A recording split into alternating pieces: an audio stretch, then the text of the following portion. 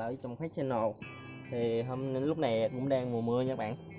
Thì Nam mình sẽ lôi ra mình sửa cái vật đập mũi này ha các bạn. Thì cái bo mạch thì mình sửa rồi. Thì nay thì mình tính chia sẻ cho các bạn mình độ cái pin của cái vợt nha các bạn. Thường pin của vợt này nó xài cái cục pin này các bạn, cục pin này tựa như ắc quy các bạn. Nó xài mình thấy nó dở hơn cái pin theo pin 18650 nè các bạn. Thì nay mình sẽ độ vào cái vợt này cái theo pin này nha các bạn.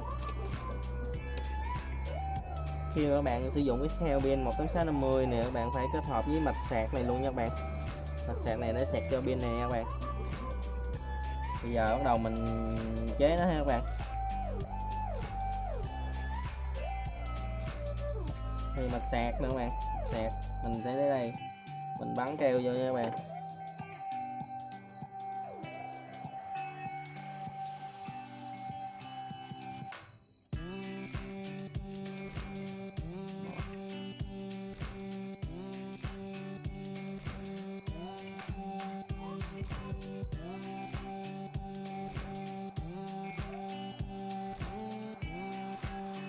Sạc này nó có hai cái bóng đèn nha các bạn, đèn xanh và đèn đỏ. Thì đèn đỏ là bắt đầu nó đang sạc các bạn, khi sạc đầy nó báo đèn xanh các bạn. Thì đây là hai cái dây nguồn của cái vợt đập mũi nha các bạn. Thì các bạn sẽ câu cho mình cộng thì cộng, trừ trừ nha các bạn.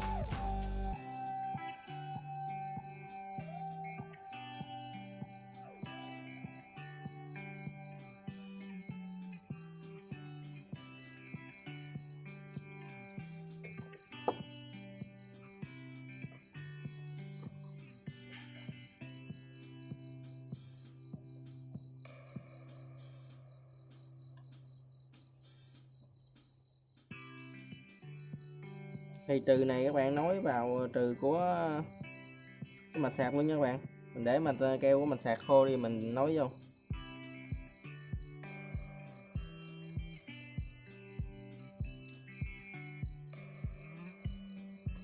Không biết nãy mình dục cái nút của cái vợt này ở đâu rồi.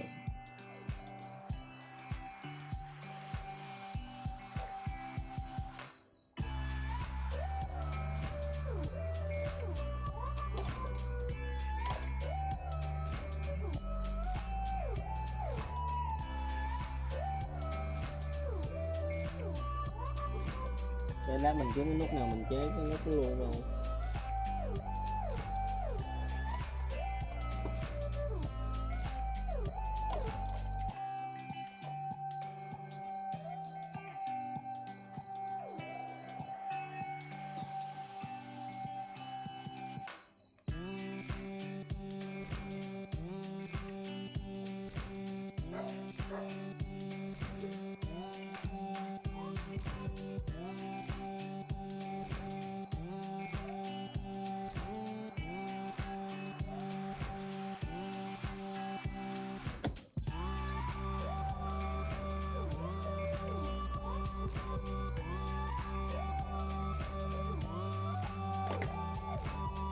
Thì trừ của pin với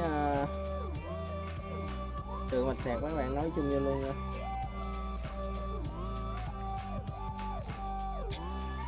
Để chấm chì vào.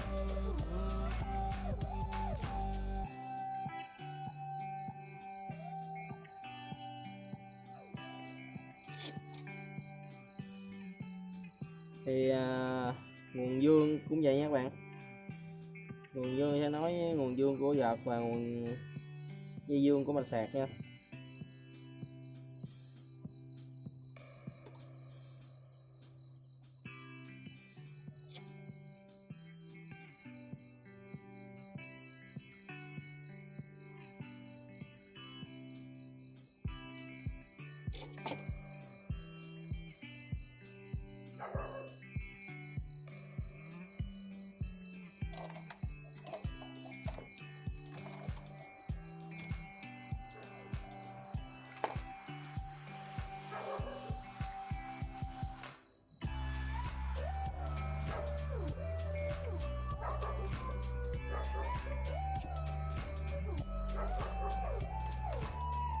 Thì chỗ này nữa bạn, cái này nó có đồ chặn lại mình bẻ luôn nha bạn.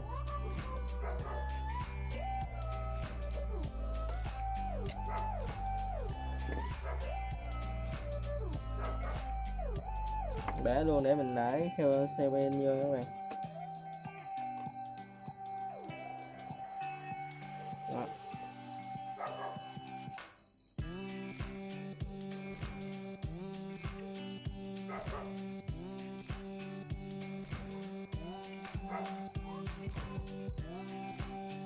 Thì chỉ cần đẩy nắp lại thôi nha các bạn.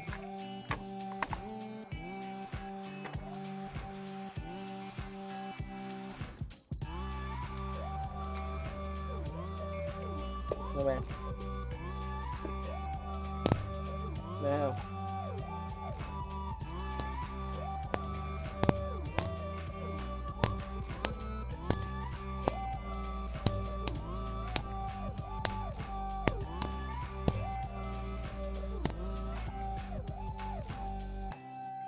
Giờ mình bắt ốc vô nha các bạn.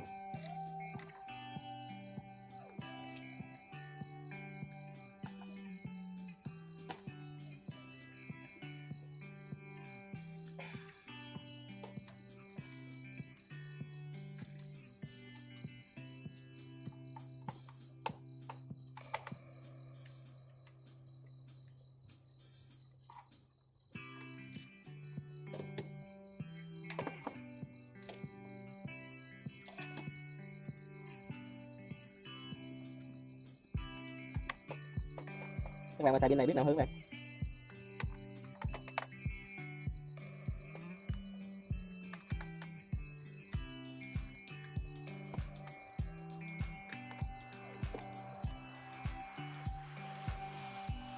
Chứ mình lấy cái nút của giật kia mình chế đây luôn á.